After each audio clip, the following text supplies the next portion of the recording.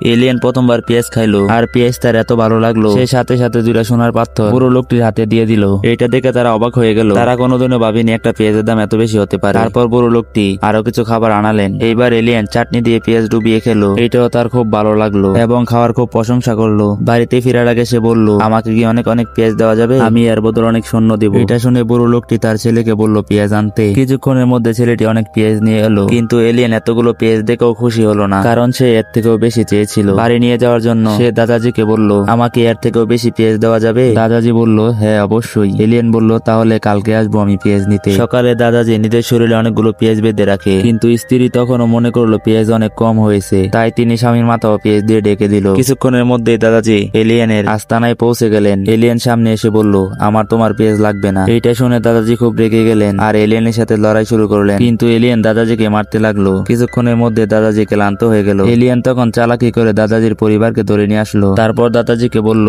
তুমি যদি জীবিত বাড়িতে ফিরে যেতে চাও তাহলে ওদের দুজনের মধ্যে যে কোনো একজনকে বেছে নিতে হবে। দাদাজি বললেন, না, আমি দুজনকেই বেছে নেব, আমার প্রাণ চলে গেলেও। আসলে এটা ছিল দাদাজির জন্য একটা পরীক্ষা, আর দাদাজি সেই পরীক্ষায় পাশ করে গেল। এভাবেই এলিয়েন আর দাদাজির মধ্যে বন্ধুত্ব হয়ে গেল। এরপর যখন এলিয়েন পৃথিবীতে আসতো সে দাদাজির কাছ থেকে পেঁয়াজ কিনে নিজের বাড়িতে নিয়ে যেত।